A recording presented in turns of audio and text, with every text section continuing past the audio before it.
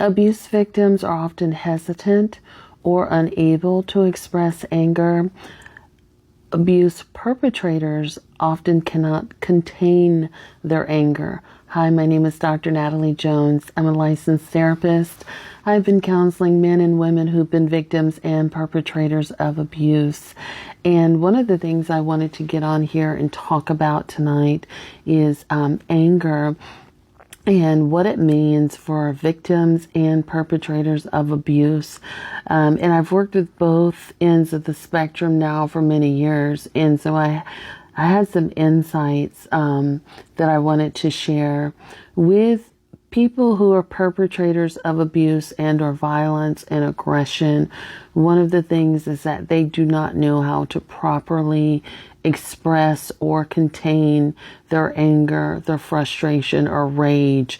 And you often have to walk on eggshells around abusers to try and keep them in an even keel or prevent them from exploding, right? Because one of the things that they do is they often control the emotional atmosphere of what's going on in the home. It doesn't take a whole lot for them to blow up, to become physical, to lash out, to go on this tirade, just, for lack of a better word, to just screw up everybody's day, right? And, once they get going, it's hard for them to stop, redirect their anger or their energy, right? And they just kind of keep spewing on and on and on. And, everybody becomes fair game usually. With victims of abuse, they often struggle to express anger or frustration. And in fact, one of the things that I've worked with a lot of victims on is like emotional regulation, meaning, first identifying what their emotions are and then allowing themselves to feel it and express it, right? Because victims, especially if they've been abused for many years, or if they're, in relationships with abusers, they have emotional suppression. So that means that their emotions are usually flat. Their affect is usually flat. It's usually dull. They may be talking about things that are painful to them and they're smiling. And they try to be just sort of pleasant and calm and dull, which a lot of people say that I am, right? Like, oh, Dr. Jones, I can't follow you, But, so I want to say that, what I wanted to say is that victims usually learn how to suppress themselves to keep their abuser calm, right? And that's usually a survival mechanism. So they don't even allow themselves to get angry or frustrated because, first of all, your abuser is not going to tolerate that. And so they benefit the most from victims never ever being angry or never ever thinking or feeling about anything other than that abuser, right?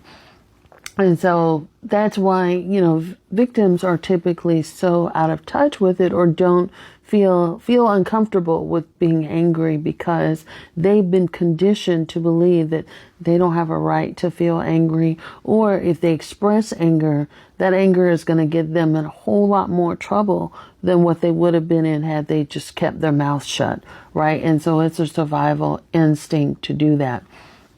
And so, that's part of the work there is, helping victims learn how to express anger and, helping them learn to sit with their feelings. And not only that, but helping them understand that, hey, you have the right to feel feelings. Because that's also another thing too. It's like a lot of them don't believe that they have the right to feel anything, right? Because no one's given them permission. And I know that sounds crazy to people that haven't been abused, but this is a real thing. Like, people have to feel permission, right? Because abusers, part of the dynamic in abuse is that abusers have to give permission for you to feel a certain way or for you to do certain things. And so that is something that people have to unlearn, and contrary to to their abusers, they have to learn how to identify other emotions and talk through their frustrations. And I've worked with a lot of abusive men, and I've worked with a lot of men who've done a lot of bad things. And one of the things that I definitely help people on is to, express their anger. Don't use your fists, don't scream, don't lash out, put the knife away, that kind of stuff, all the time. And it's kind of that kind of stuff where you have to learn how to de-escalate that. And that really takes, you really have to help people with their communication skills, not just with other people, but with their own selves. Hope that helps. Thank you guys so much. Like, follow, comment, and share if this has been helpful.